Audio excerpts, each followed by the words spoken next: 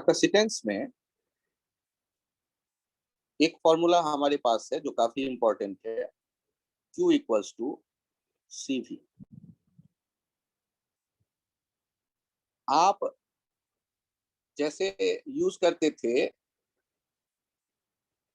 Resistance वाला जो topic था, इलेक्ट्रिक करंट, उसमें आता था V इक्वल्स टू IR। जितना यूजफुल ये है उतना ही यूजफुल ये है। आप याद करिए, सीरीज सीरीज के लिए कहानी ऐसा कुछ देखा करते थे।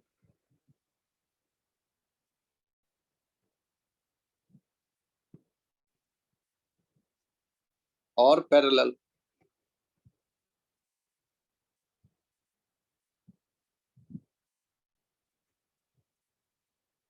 ये आपके क्लास 10th में आपके सामने आई थिंक आया हुआ होगा। तो कैपेसिटेंस में भी सीरीज जब कहेंगे उसका मीनिंग यही होगा जो डायग्राम में यहां दिख रहा है। कैपेसिटर का जो सिंबल है उसमें दो लाइन वैसा ही है जैसे बैटरी में आप सेल में दिखाते हैं, लेकिन सेल में एक बड़ी डंडी होती है और एक छोटी। बड़ी डंडी हायर पोटेंशियल पॉजिटिव टर्मिनल को शो करता है और छोटी डंडी लोअर पोटेंशियल नेगेटिव टर्मिनल को शो करता है। लेकिन कैपेसिटर जब बनाते हैं तो दोनों पैरेलल प्लेट को रिप्रेजेंट कर रहा है, तो दो लाइन सीधा आप खींचते हैं। इनके कैपेसिटेंस C1 और C2 है और ये भी है यहाँ का वोल्टेज। गौर करिए, यहाँ जो चार्ज निकला होगा इधर से प्लस Q, तो इधर से माइनस Q। बैटरी के एक ही टर्मिनल से कभी चार्ज नहीं निकलता। या तो आप कहते हो करंट जो निकलता है वो वापस पहुंचता है, या एक तरफ से प्लस निकला तो दूसरी तरफ से माइनस। तो यहाँ पर प्लस आ गया होगा और यहाँ माइनस आ गया होगा। ध्यान दीजिए, सामने में जो ये प्लेट है उस प्लेट पे इंड्यूस्ड होगा चार्ज माइनस। यदि यहां आपने कहा माइनस इंड्यूस्ड हुआ तो प्लस इससे खूब दूर चला जाएगा, वो अगले वाले माइनस के सामने में आ जाएगा।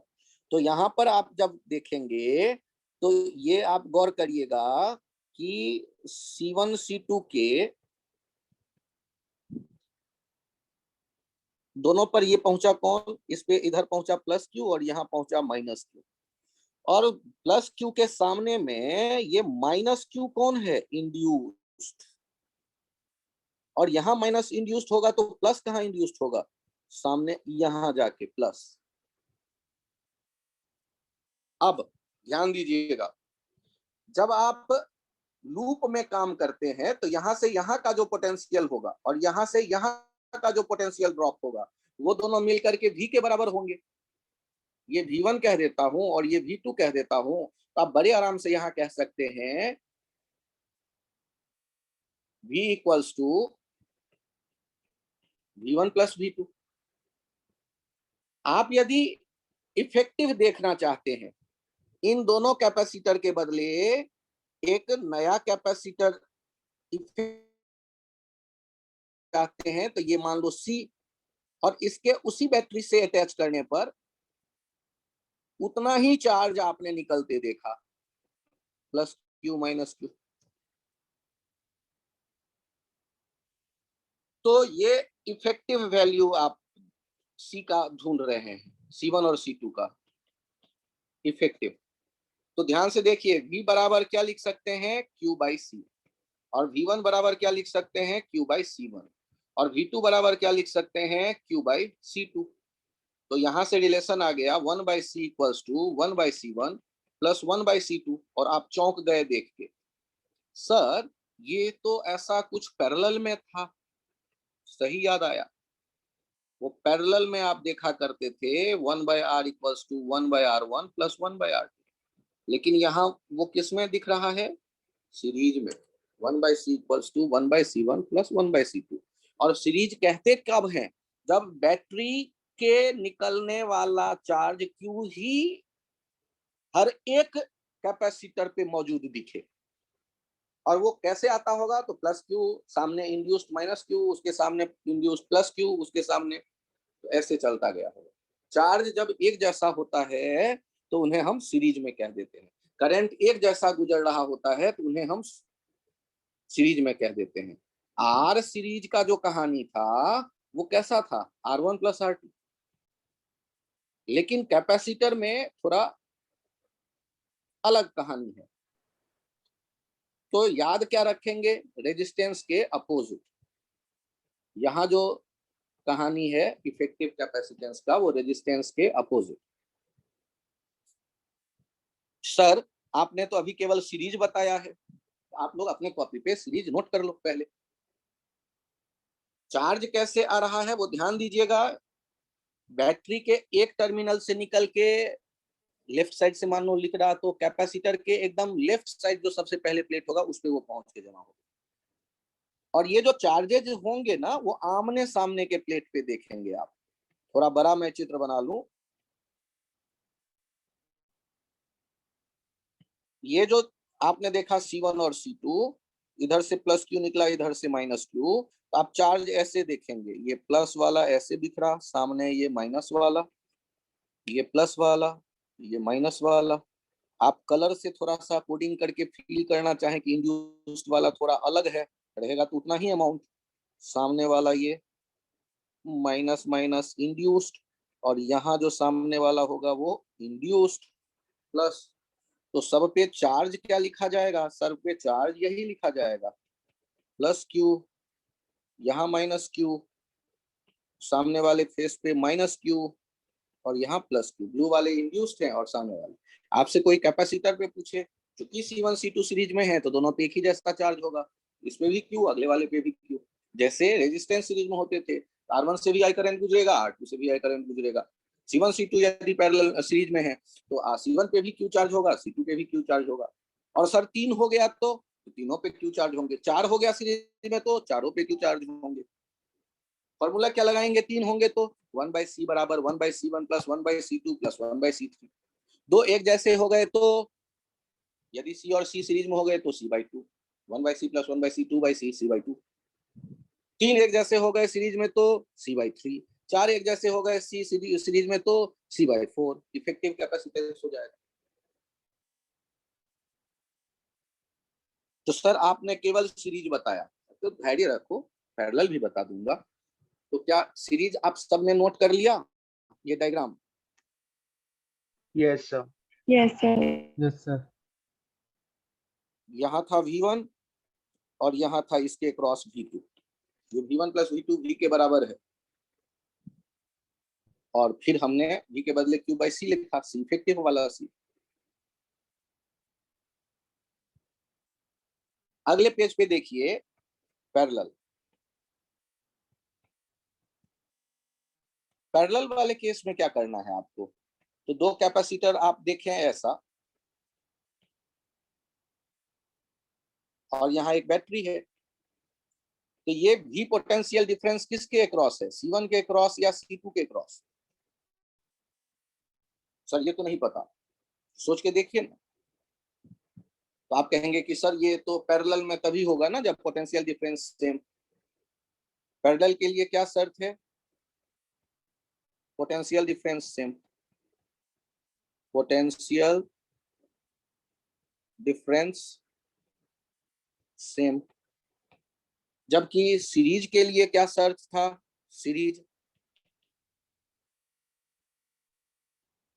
Charge on capacitors are same.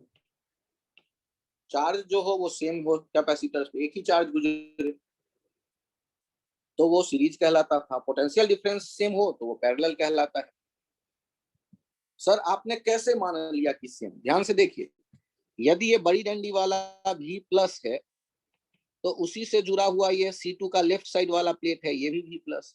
C1 का लेफ्ट प्लेट है, ये भी V प्लस। राइट साइड वाला V माइनस, तो ये प्लेट भी V माइनस। C1 का भी राइट साइड वाला माइनस।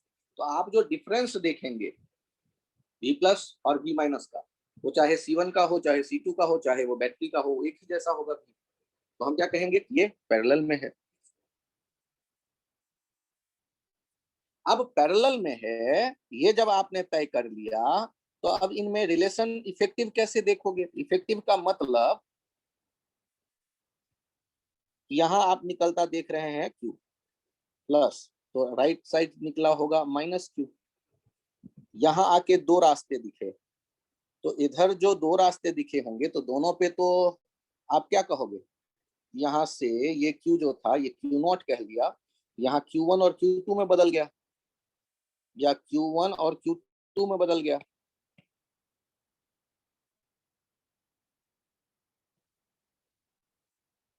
इस पे यहाँ आके उसी तरह ये माइनस में बदला होगा, तो प्लस Q1 इधर से माइनस Q1, ये प्लस Q2 और यहाँ माइनस Q2। और जब हम कहेंगे कि इफेक्टिव, तो इफेक्टिव आप जब एक ही कैपेसिटर लेते हो इन दोनों के बदले, इफेक्टिव C, तो यहाँ प्लस क्यू नॉट निकला, यहाँ माइनस क्यू नॉट निकला, इस पे प्लस क्यू नॉट आया होगा और ये माइनस क्यू नॉट, ये इफेक्टिव देख रहे हैं। ध्यान से देखिए, बाय जंक्शन रूल,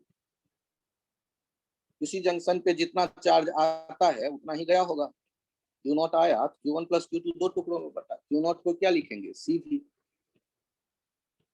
Q1 क्या लिखेंगे? C1 भी। Q2 क्या लिखेंगे? C2 भी। यहाँ से C कैंसिल आउट हो गया, V कैंसिल आउट हो गया, तो C इक्वल्स टू क्या आया रिलेशन? यहाँ देखिए कैंसिल आउट क्या हो रहा है? V। तो बचा कौन? C। C1 plus C2, formula resistance से अलग आ रहा है, C equals to C1 plus C2।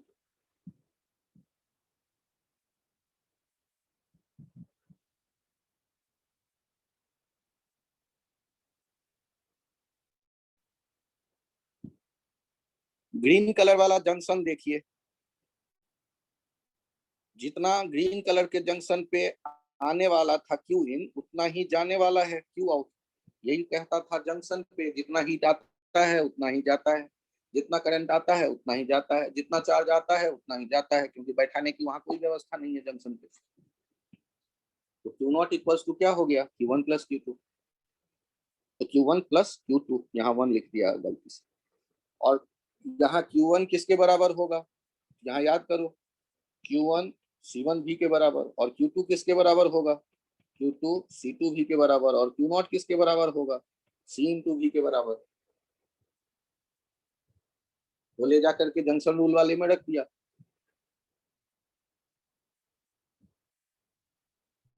Page change करूं?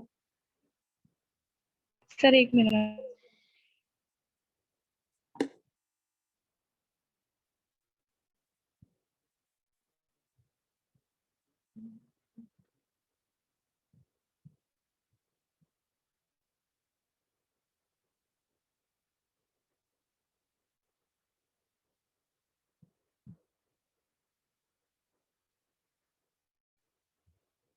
सर हाँ बोलो।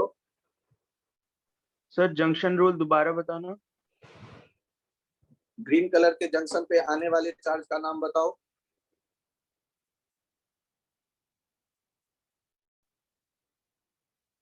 बैटरी के निकल के कौन आ रहा है? Plus Q note. और वहां से जाने वाला कौन है दूर? Q1 Q2। Q1 Q2 Q not में क्या रिलेशन होना चाहिए? कॉमन सेंस क्या कहता है? Sir Q not equal to Q1 plus Q2। मैंने क्या लिखा है? Okay sir. ये जो ओके है ना, दैट इज जंक्शन रूल। जो चार्ज आया वो चार्ज गया, क्योंकि वहां कुर्सी टेबल नहीं लगा था चार्ज को बैठाने के लिए, तो जंक्शन पे जितना आया उतना गया।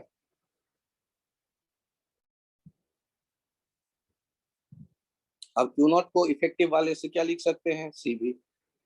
और Q1 को क्या लिख सकते हैं? C1 भी। सर आपने C1 भी ही क्यों कहा? क्योंकि ये पैरेलल में तभी है जब इनके दोनों के क्रॉस उतना ही पोटेंशियल डिफरेंस है जितना बैटरी के क्रॉस है। क्योंकि बैटरी के एक टर्मिनल से दोनों कैपेसिटर का एक प्लेट जुड़ा है, बैटरी के दूसरे टर्मिनल से दोनों कैपेसिटर का दूसरा प्लेट जुड़ा है, तो पोटेंशियल डिफरेंस जो जनरेट हुआ है चार्ज के आने पर वो उतना ही होगा दोनों कैपेसिटर के प्लेट के क्रॉस जितना बैटरी के क्रॉस, बैटरी के पॉजिटिव निगेटिव टर्मिनल के क्रॉस है। तो इसीलिए, और यहाँ तो दिख ही रहा है कि क्रॉस भी है पोटेंशियल डिफरेंस, तो Q0 बराबर सी भी, Q1 बराबर C1 भी और Q2 बराबर C2 भी, ला करके डाटा रखा, भी कैंसिल आउट हो गया, C निकल आया C1 plus C2।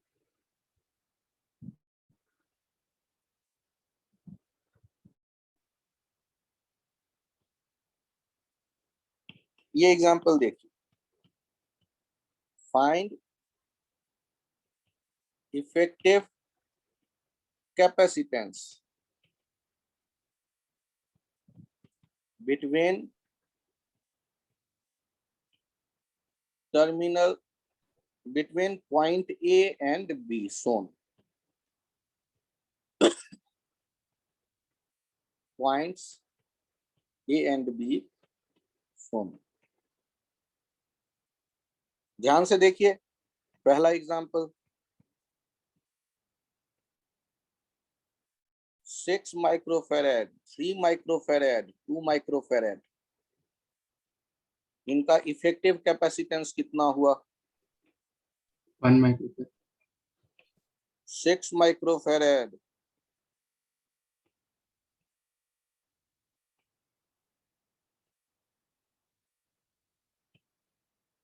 3 microfarad, 2 microfarad, तो पहला वाला का सॉल्यूशन कितना हो गया? 1 microfarad. Series 1 by C equals to 1 by 6 plus 1 by 3 plus 1 by 2, 6, 1 plus 2 plus 3, 1 by 1, 1 by C, C equals to 1 microfarad unit है, पुट अप कर दो। सॉल्यूशन दूसरा वाला ए और बी के क्रॉस, ये सारे के सारे एक ही जैसे पैरेलल में दिख भी रहे हैं, parallel, C equals to C1 plus C2 plus C3, 6 plus 3 plus 2, 11 microfarad.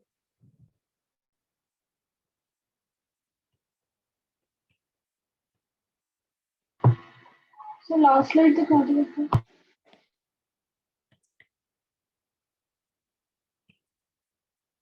Check करिए लास्ट स्लाइड।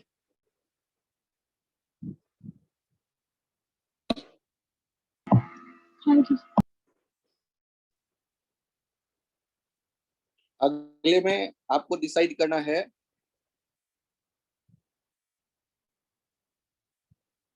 6 माइक्रोफेरेड,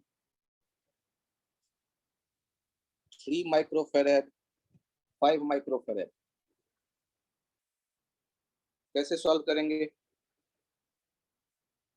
5.5 सर ऊपर वाले को सीरीज पहले में, फिर पैरेलल में। पहले इस 6 और 3 के बारे में देखते हैं। इन टिकड़ा लिए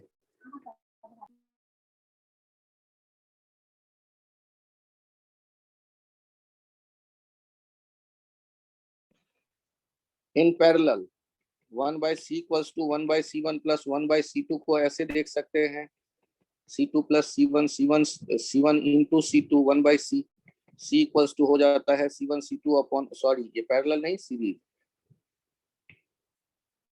in series C1 plus C2। तो जैसे 6 और 3 है तो वो आपस में किस में कहलाएंगे? 6 और 3 वाले को आप यदि सीरीज में देखते हैं, सीरीज, तो ये हो जाएगा effective, C effective 6 into 3 by 6 plus 3, that is 18 by 9, that is 2 microfarad. तो अब जो नया आप डायग्राम बना रहे हैं इनका, वो नया इफेक्टिव डायग्राम क्या हो जाएगा? इस तरफ हो गया ये A, ये B, और ये हो जाएगा 6 into 3 by 6 plus 3, सीरीज होने के कारण दैट इज 2 माइक्रोफेरेड, और नीचे कौन है? 5 माइक्रोफेरेड। अब इन पैरेलल, पैरेलल में सी ए बी कितना हो गया 2 + 5 दैट इज 7 माइक्रोफेरेड। ऐसे हम लोग सोच सकते हैं। जिन लोगों को ये समझ में आ गया प्लीज हैंड राइज करें।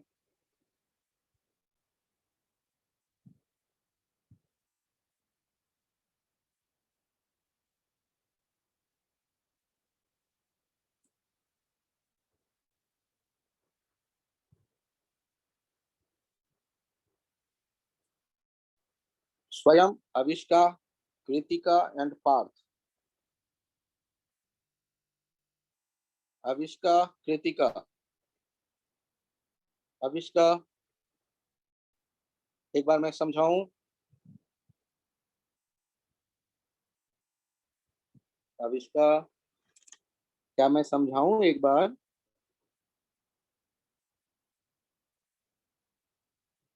देखिए यहाँ ध्यान से, बहुत बढ़िया, सबके यदि समझ में आ गया तो यहाँ एक आपको बता रहा हूं।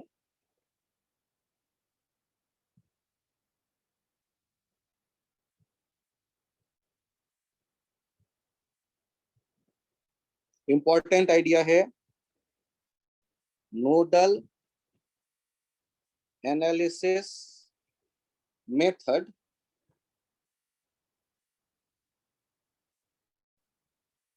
टू फाइंड चार्ज और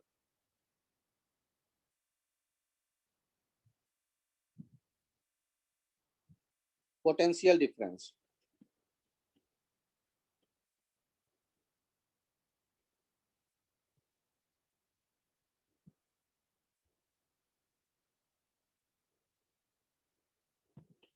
of a capacitor in a circuit। ये काफी इंपॉर्टेंट मेथड है, बड़े फायदेमंद मेथड है, चेक करिएगा।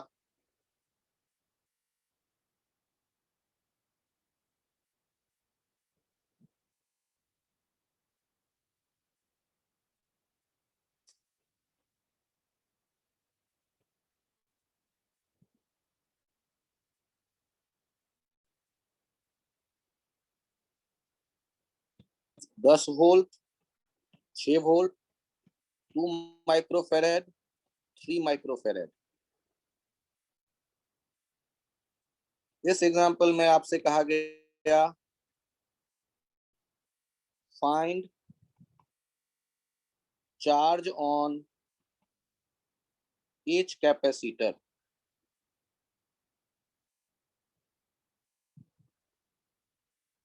ऐसा सर्किट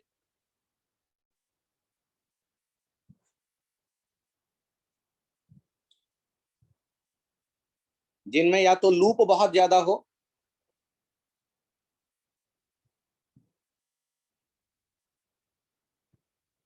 या बहुत ज्यादा बैटरी दिख रहा हो, उनमें नोडल एनालिसिस तो ज्यादा हेल्प करता ही करता है, बाकी में भी ट्राई कर सकते हैं। तो सोचने का रास्ता क्या होता है, तो पहले तो चित्र बना लो अपने टॉपिक पे, और कुछ नहीं लिखना चाहो तो हेडिंग में इतना ही लिख दो, नोडल एनालिसिस मेथड।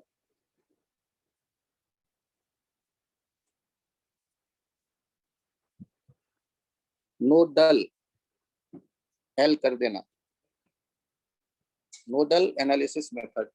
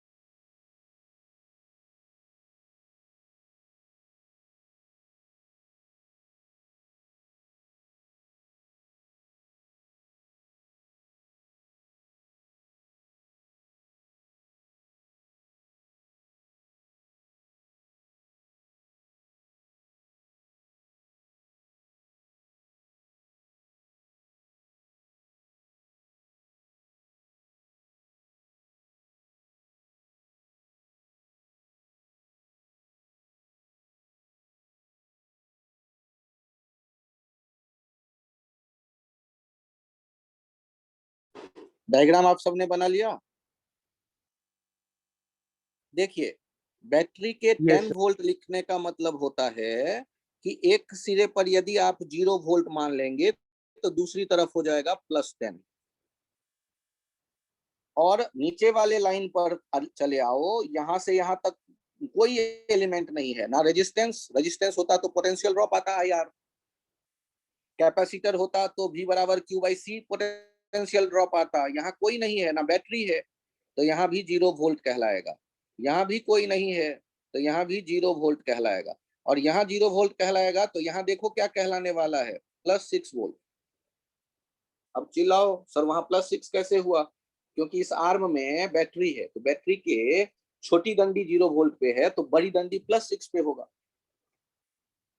और यहां से यहां तक कोई ड्रॉप नहीं है पोटेंशियल का, तो यहाँ वही आएगा 6 वोल्ट। अब मुझे बताओ 2 माइक्रोफेरेड के क्रॉस पोटेंशियल ड्रॉप कितना दिख रहा है? 10 - 6 वोल्ट। और 3 माइक्रोफेरेड के क्रॉस कितना पोटेंशियल ड्रॉप दिख रहा है? 6 volt. 6 - 0 वोल्ट। तो चार्ज अब यहाँ डायरेक्ट लिख दोगे, charge on 2 microfarad capacitor is 2 × 10 - 6 equals to 8 microcoulomb, and on 3 microfarad capacitor is equals to 3 × 6 - 0, 18 microcoulomb. तो सर माइक्रो आप शुरू में छोड़ देते हो, केवल नंबर लेके काम करते हो? हाँ, बाद में माइक्रो पुट अप कर देते हैं, 18 माइक्रोकूलम। तो क्या ये बहुत टफ काम है या समझ में आ गया थोड़ा सा? आ गया सर। जिन लोगों के समझ में आ गया हैंड राइज करो।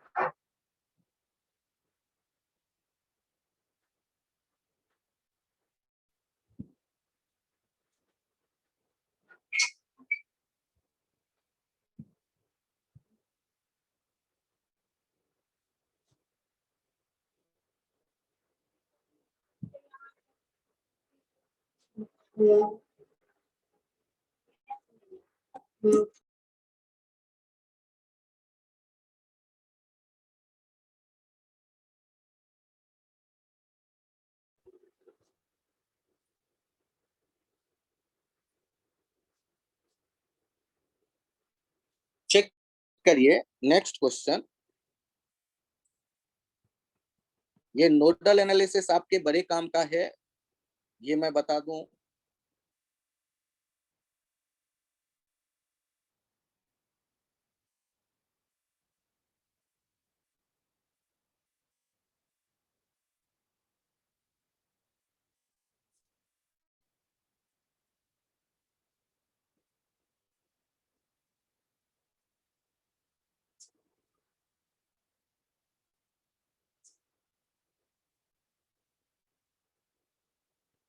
One microfarad, 2 microfarad, 3 microfarad, 20 volt, 8 volt, 6 volt.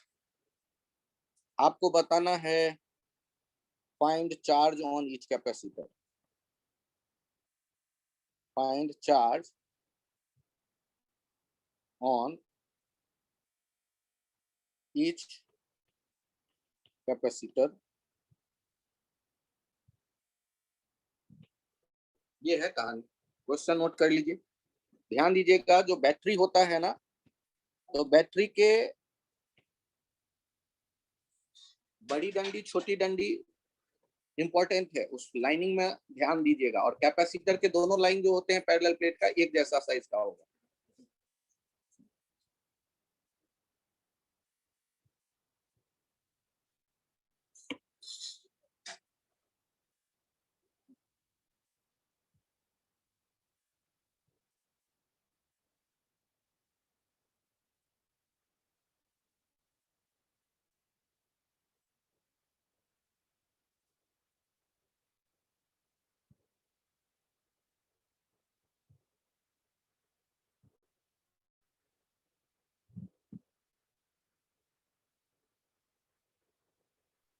Sir बताइए।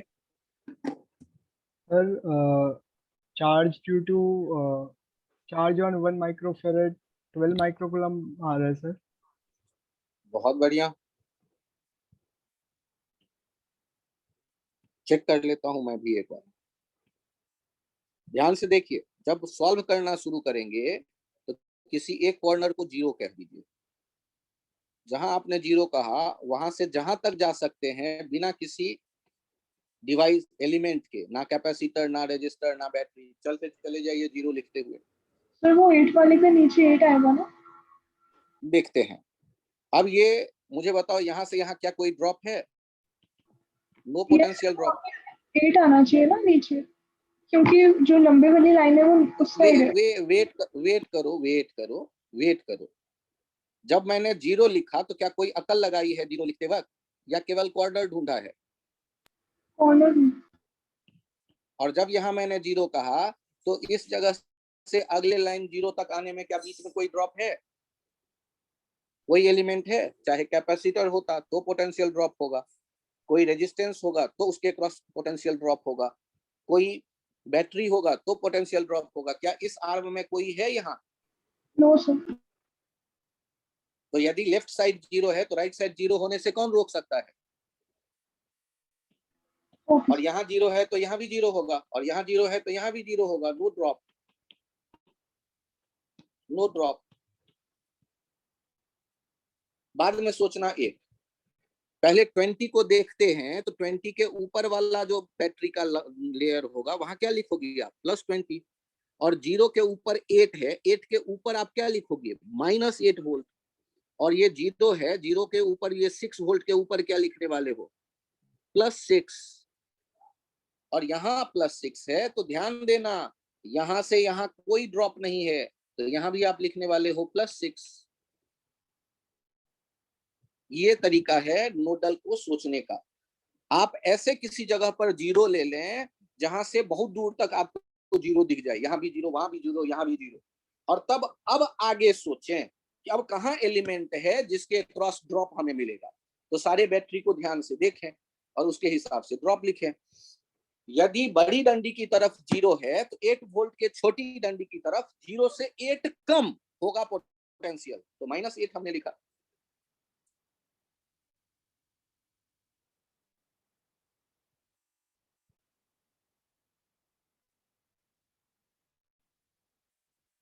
यदि आपको लगे कि ये समझ में आया तो बहुत खुशी की बात, और नहीं समझ में आया तो कोई दुख की बात नहीं। ये सबसे आसान तरीका है, इससे टफ वाला बताऊंगा वो समझ में आएगा। चलिए, अब आप लोग थोड़ा सा मेहनत करिए और बताइए 1 माइक्रोफेरेड के अक्रॉस ड्रॉप कितना है पोटेंशियल का? 20 -8, ये हो गया 28 वोल्ट। इस पे चार्ज मैंने मन ही मन सोचा +Q1 -Q1। सर ऐसे कैसे सोच लोगे भाई? बड़ी डंडी जिधर है उधर हायर पोटेंशियल है तो उधर प्लस चार्ज होगा, ये मैंने अकल लगाई। अच्छा, -8 और +6 में हायर पोटेंशियल कौन कहलाएगा? माइनस या +6? तो ये +Q2 और ये -Q2 मैंने सोचा। और बताओ 3 माइक्रोफेरेड में प्लस ऊपर वाले प्लेट पे रखूं या नीचे वाले प्लेट पे? ऊपर वाले। हाँ, क्योंकि +6 की तरफ है वो हायर पोटेंशियल। अब बता दो Q1 कितना होगा? Q1 = C1V1। C1 कितना है? That is 1 microfarad. तो माइक्रो तो मैं लिखता ही नहीं हूँ, और पोटेंशियल ड्रॉप कितना आ रहा है 20 माइनस -8 जो हो गया है 1 into 28 microfarad, micro coulomb, coulomb है चार्ज का यूनिट। Q1 जब मिल गया तो अब बारी आता है Q2 के सोचने की। Q2 कैसे सोचूं?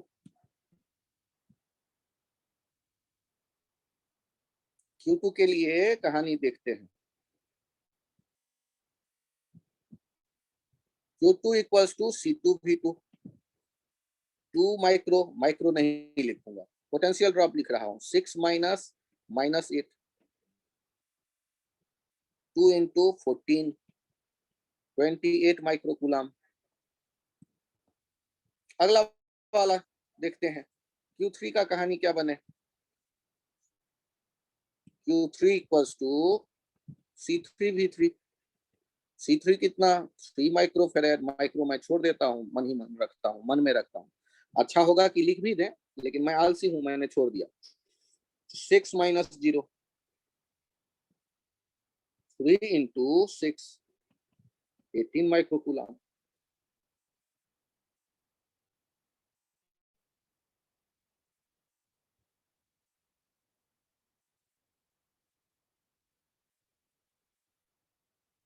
यदि आपको लगे कि ये समझ में आ रहा है तो बड़ी खुशी की बात है, और ये आसान मेथड है, तो इसीलिए कोशिश करो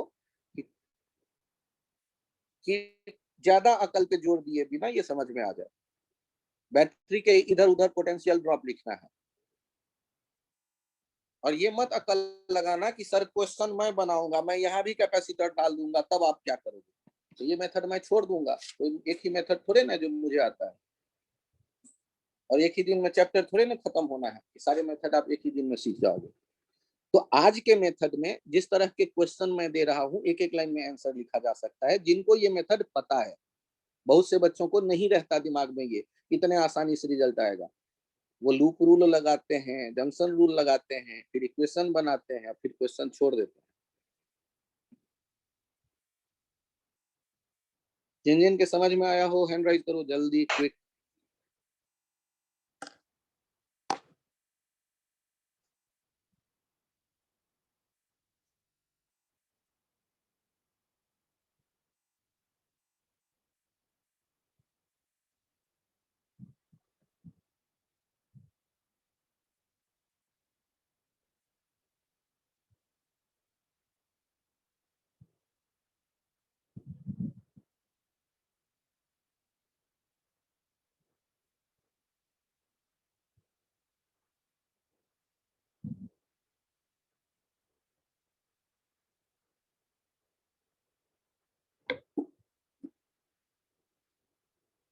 जिन लोगों को फिर से समझना है, क्या वो अंश, देव्यांश का, कृतिका, क्षितिज और लक्षिता है स्वयं के साथ? नहीं, अंश ने हैंड राइज कर दिया, देव्यांश भी समझ गए। क्षितिज, लक्षिता, लक्षिता, स्वयं, स्वयं बालक, चलिए मान लेते हैं, बहुत बढ़िया, आ गया समझ। यहाँ चेक करिए आपके क्वेश्चंस में जैसे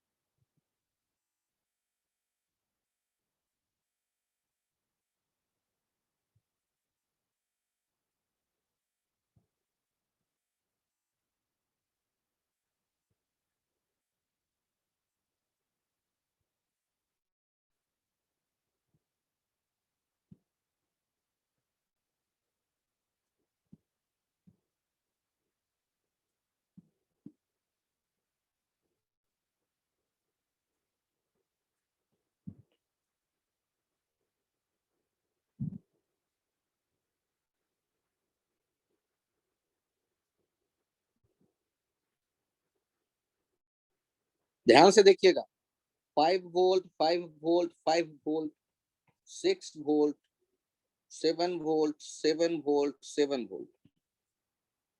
1 microfarad, 2 microfarad, 3 microfarad. Find charges on each capacitor. Find charge on each capacitor.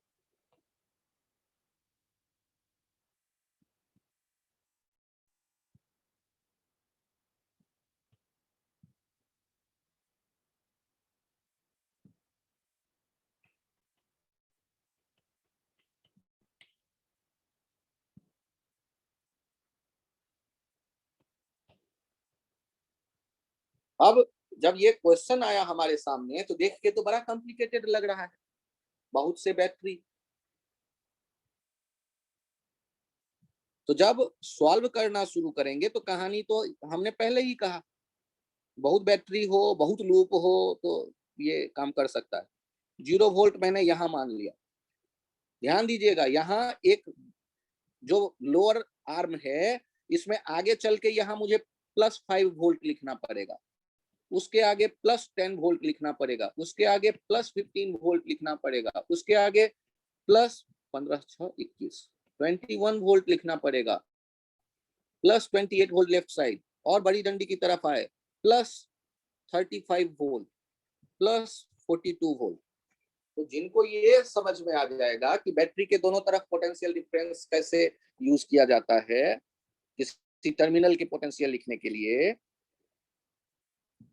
उनको तुरंत आंसर मिल जाएगा।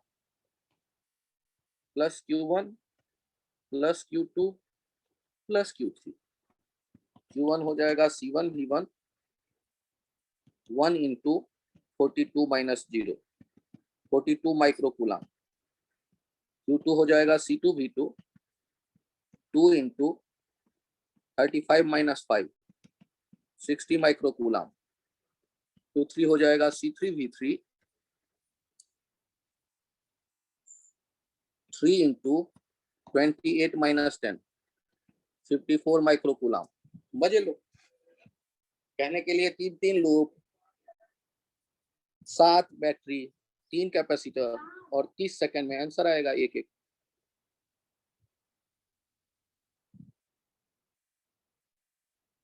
तो आप आराम से चित्र बना लो और फिर लिख लो, हैंड राइज एक बार कर दो जिनके समझ में आ गया है।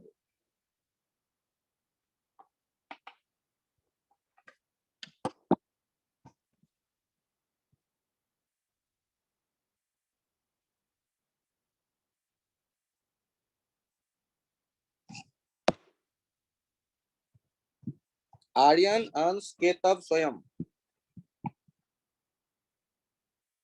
बहुत बढ़िया, बहुत बढ़िया।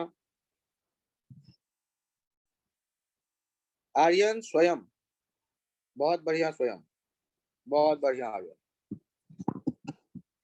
तो आप लोग नोट कर ले, आराम से नोट कर ले। मैं मेथड नया नहीं कोई बताऊंगा, एक छोटा सा आइडिया और ऐड करूंगा, लेकिन ये सबसे ज्यादा यूज होने वाला मेरे काम का मेथड मैं आपको अभी बता रहा हूं, क्योंकि ये कम से कम टाइम में काम करता है मेथड, और आपके एग्जाम में 2 मिनट मिलते हैं कुल। तो मैं कॉम्प्लिकेटेड क्वेश्चन सिखा भी दूं जो 20 मिनट में सॉल्व होंगे, लेकिन उसके कोई फायदे हैं नहीं, क्योंकि एग्जाम में पूछेगा। लेकिन हम सीखेंगे जब। ये मेथड है जो 30 सेकंड में आपको रिजल्ट तक ले जाएगा, 40 सेकंड में रिजल्ट तक ले जाएगा। और आजकल का एग्जाम वही नूडल्स मैगी 2 मिनट्स टाइप का होता है। 2 मिनट्स में मैगी बना तो ठीक, नहीं तो आप चाहते हैं कि नहीं मैं ब्रेड पकौड़ा बनाऊंगा 2 मिनट में, तो गए काम से। आज के एग्जाम में भी वही 2 मिनट 3 मिनट ब्रेड पकौड़ा बनाएंगे एडवांस वाले पेपर में आराम से। एक क्वेश्चन में वहां 5 मिनट हमारे पास होगा, मे बी 4 मिनट भी हुआ, 3 मिनट भी हुआ, तो थोड़ा एक्स्ट्रा टाइम वहां मिलेगा कुछ।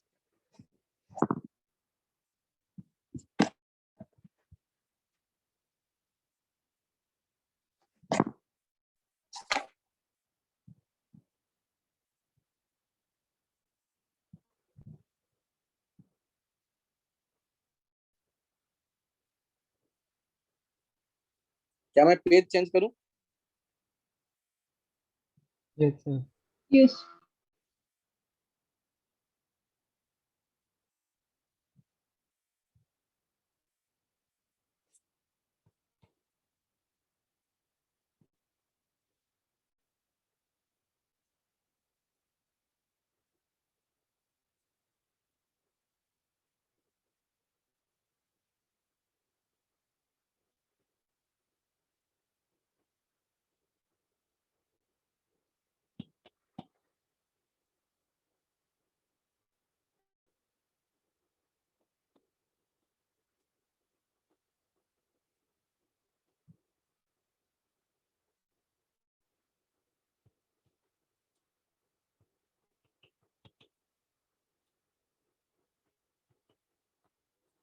Find charge on each capacitor.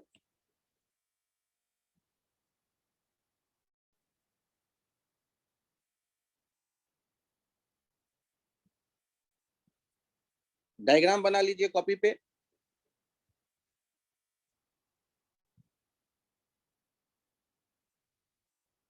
और फिर 2 मिनट लंबी सांसें लीजिए और फिर साथ में देखिएगा सॉल्यूशन।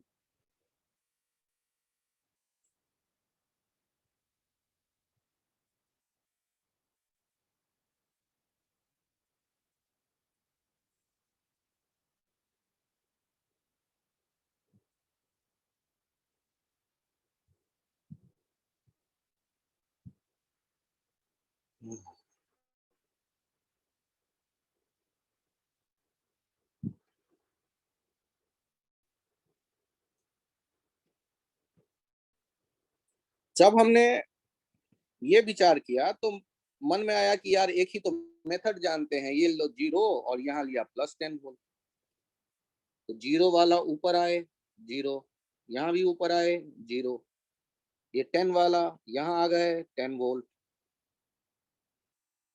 ये 10 वोल्ट प्लस,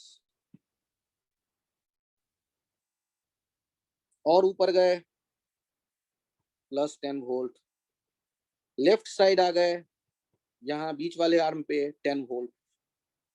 ओहो, मुझे Q1 पता चल गया। सर आपको कैसे पता चल गया?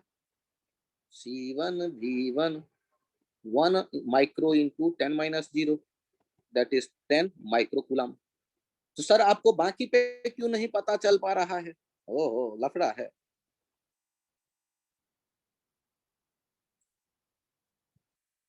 बाकी पे एक नोड दिख रहा है, वहां पर मुझे कहना पड़ा X वोल्ट, क्योंकि डायरेक्ट वायर तो वहां पहुंच नहीं रहा, तीनों आर्म में कैपेसिटर है और कैपेसिटर के क्रॉस पोटेंशियल डिफरेंस होगा कितना, ये तो मुझे पता ही नहीं है।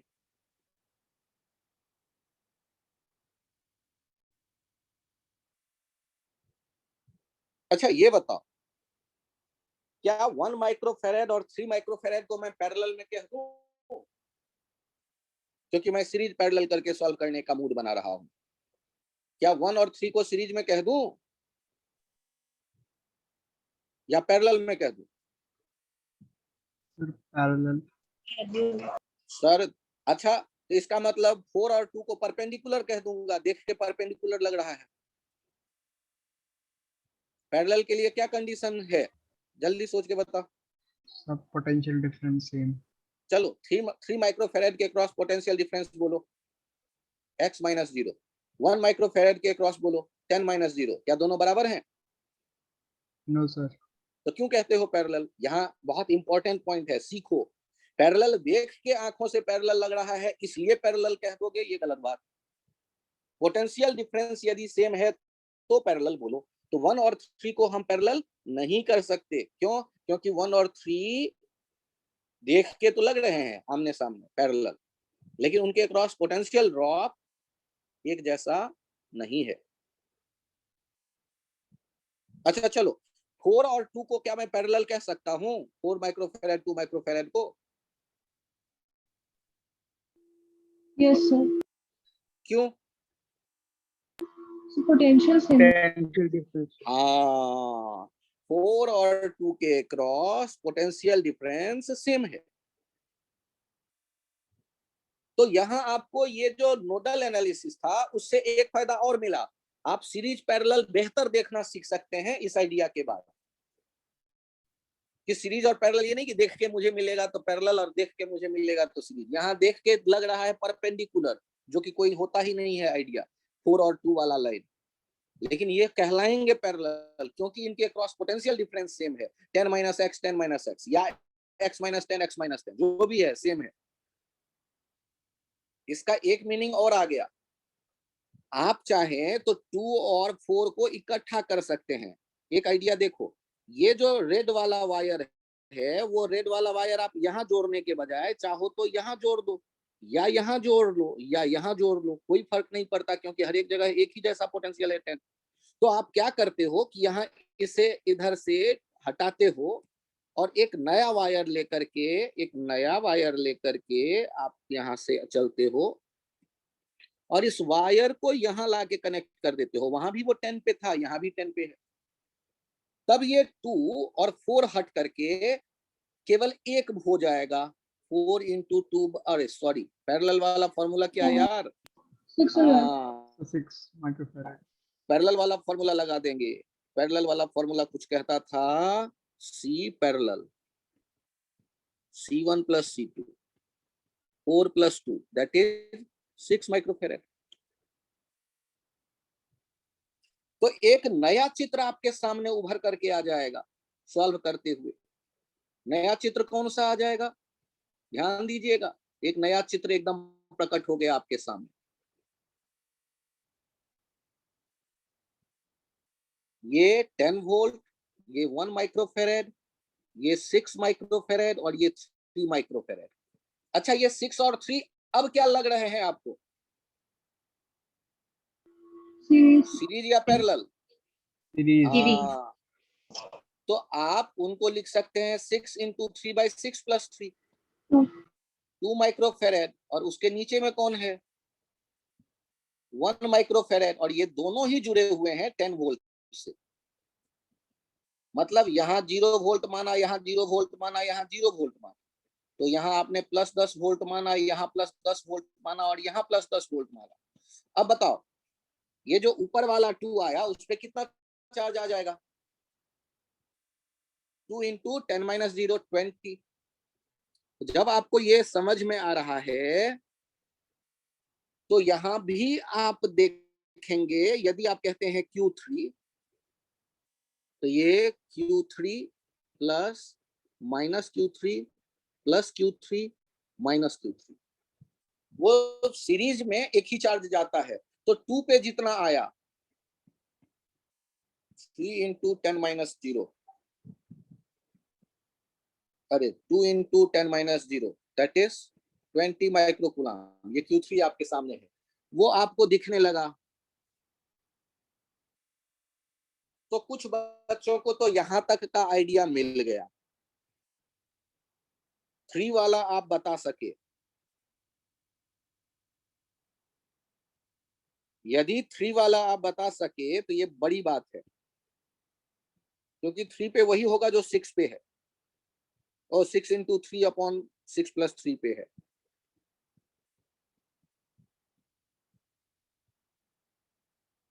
ट्वेंटी माइक्रोकूलम यही हो गया 3 पे, और 6 माइक्रोफैराड का क्या करूं यार, वो तो 6 अपने पास पूछा ही नहीं गया था, 4 और 2 पूछा गया था। यहाँ इस लफड़े को संभालने के लिए ऐसे सोचो कि यहां से तो आया होगा ना 20 माइक्रोकूलम, तो वो +20 - 20 +20 - 20, इसका मतलब ये जो 20 आया होगा वो 2 रास्तों पे बटेगा।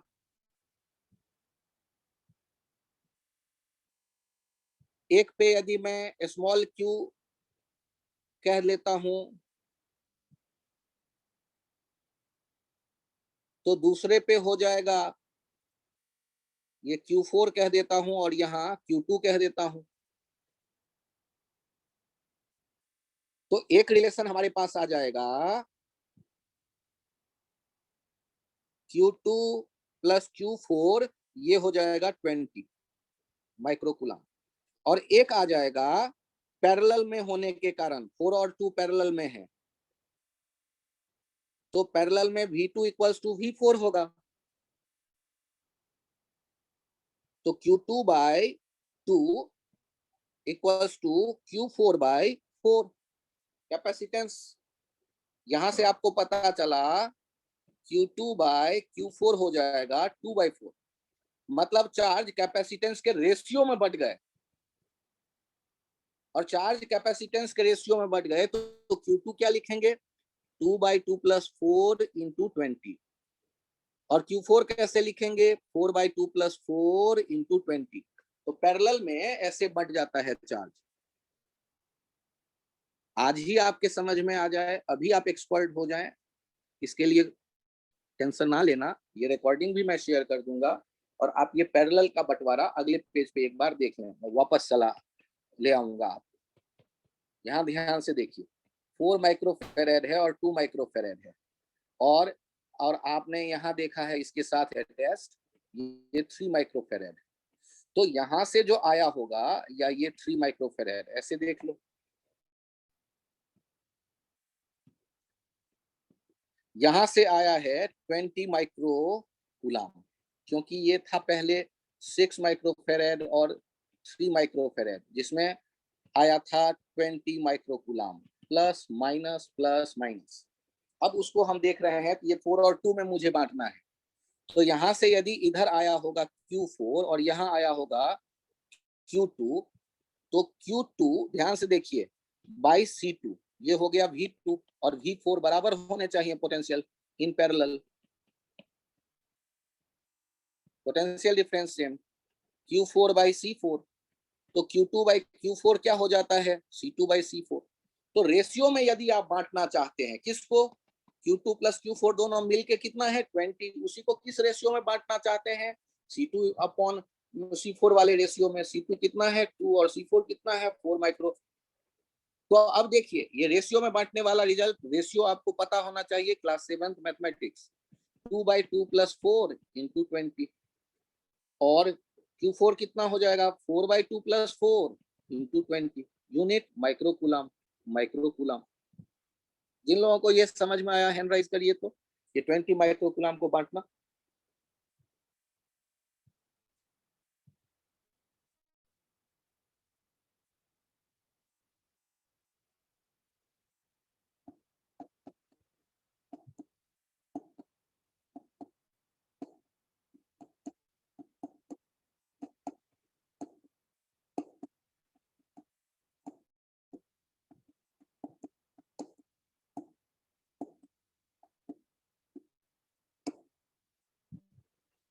अंश एक बार और समझाऊं क्या आपको, नो सर। बहुत बढ़िया। तो हम लोगों ने यहाँ पिछले पेज पे आ जाओ एक बार देखो, ये काफी ट्रिकी था क्वेश्चन, है तो एक ही बैटरी, लेकिन जब सारे पे चार्ज बताने की बारी आई तो पंगे थोड़े थे। आज इसी क्रम में एक और आइडिया हमें मिल गया कि पैरेलल में कैसे चार्ज बचता है। तो पैरेलल में एक कंसेप्ट हमने देखा,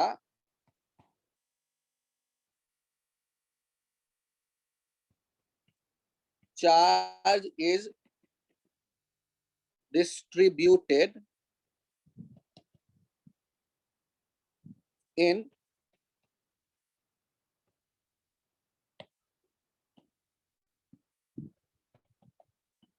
direct ratio of the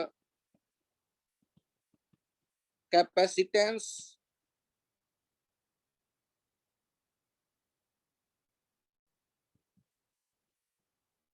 when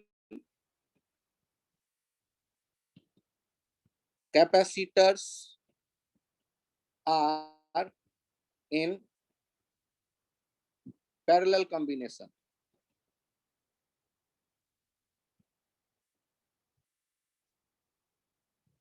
capacitors are in parallel combination. Charges is distributed in direct ratio of the capacitance. ये कंसेप्ट नोट कर लिया। और यहां चित्र बना के बगल में उसे लिख भी दिया कि यदि Q चार्ज आ रहा है, ये C1 और ये C2 है, तो इस पे जब आप चार्ज लिख रहे होंगे Q1 और इधर से आने वाला Q2, तो Q1 और Q2 कैसे लिखा जाएगा? तो Q1 आप लिखेंगे C1 upon C1 plus C2 into Q, और Q2 आप लिखेंगे C2 upon C1 plus C2 into Q। Sir ऊपर डिनोमिनेटर में C2 आएगा। C2 upon C1 plus C2 into Q। Sir Q1 में।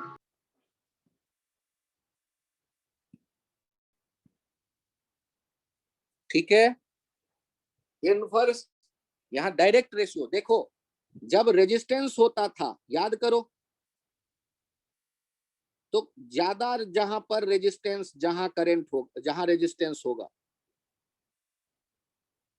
तो जहां ज्यादा रेजिस्टेंस होता था वो लाठी लेके खड़ा है मारने वाला, तो 20 एम्पियर करंट जिधर रेजिस्टेंस ज्यादा था उधर से कम जाता था, और जिधर रेजिस्टेंस कम था उधर से ज्यादा जाता था, तो करंट बढ़ता था इनवर्स रेशियो में। लेकिन जो चार्ज आ रहा है, जिसकी कैपेसिटी ज्यादा है, वो ज्यादा चार्ज पकड़ के रखेगा, मतलब कैपेसिटेंस के डायरेक्ट रेशियो में बढ़ जाता है। ये कंसेप्ट अभी अभी आपने देखे।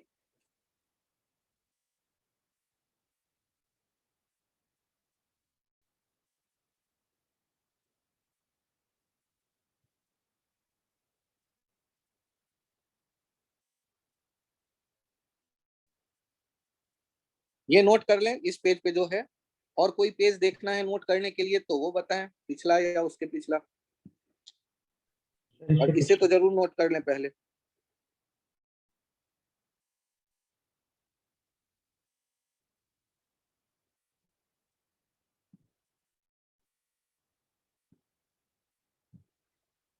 करंट के बारे में क्या लिख लेंगे? करंट इज डिस्ट्रीब्यूटेड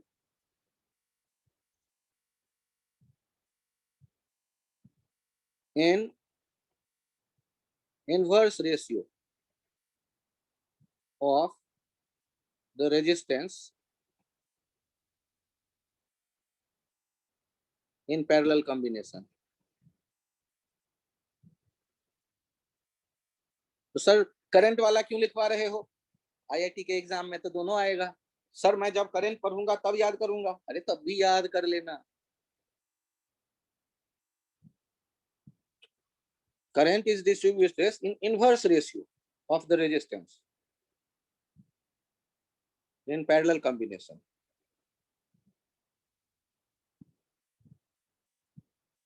जबकि कैपेसिटर के जो पैरेलल कॉम्बिनेशन में चार्ज आने वाला बटेगा, वो कैपेसिटेंस के रेशियो में, जिसकी कैपेसिटी ज्यादा वो ज्यादा चार्ज पकड़ के रख लेगा अपने पास, जिसकी कैपेसिटी कम वो कम चार्ज पकड़ के रखेगा। उसको प्रूफ कैसे किया है? सर मैंने तो नहीं किया। तो देखो ना पोटेंशियल क्या है, सेम होगा V1 V2, Q1 by C1 equals to हो जाएगा Q2 बाई C2। तो यहाँ से खुद ही नहीं दिख जाएगा आपको, Q1 by Q2 equals to C1 by C2, direct ratio दिखने ही लगा, Q प्रोपोर्शनल टू C।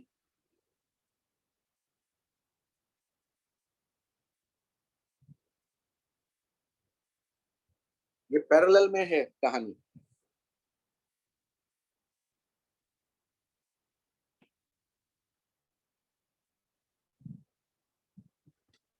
और सीरीज में तो सेम चार्ज रहता है, जो आ रहा होगा plus two minus two plus two minus two plus two minus two सब पे चलता चला जाएगा, जितने भी हैं कैपेसिटर सीरीज में।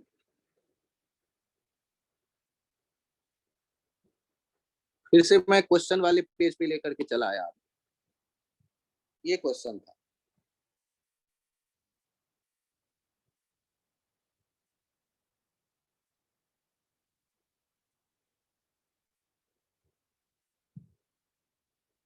Q3 आने के बाद मैंने Q2 Q4 भी लिख दिया है इस पे।